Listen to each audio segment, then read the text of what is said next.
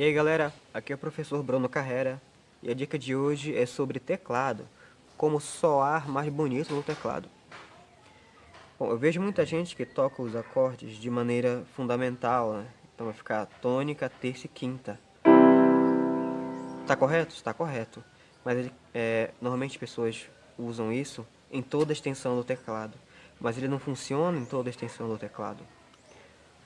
Quanto mais grave a gente for, menos nota precisa ter o acorde, senão ele pesa e fica sujo.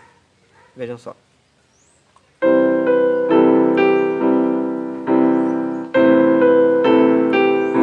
Né? Começa a pesar.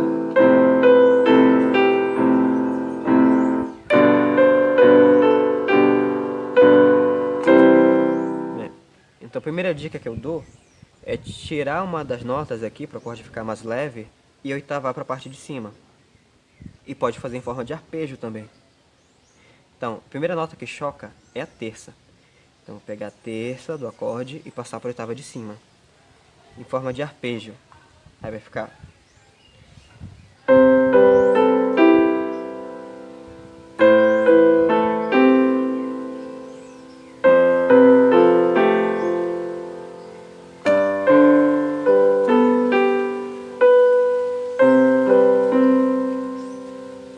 Ficou mais leve, né?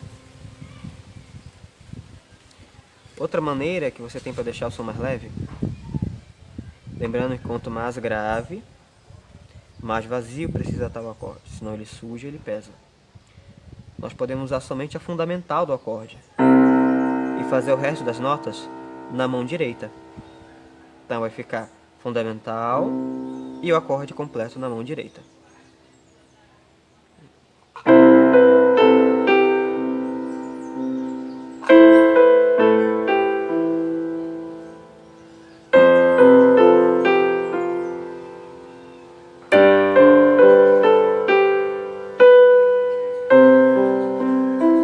Aqui coloquei um arpejozinho para poder encher mais o ritmo, né?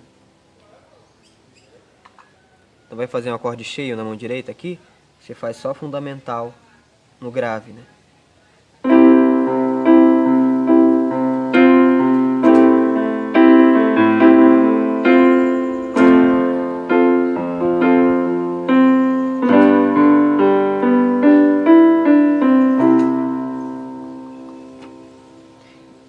E acorde com sétima e nona, nem pensar nessa região grave aqui, tá?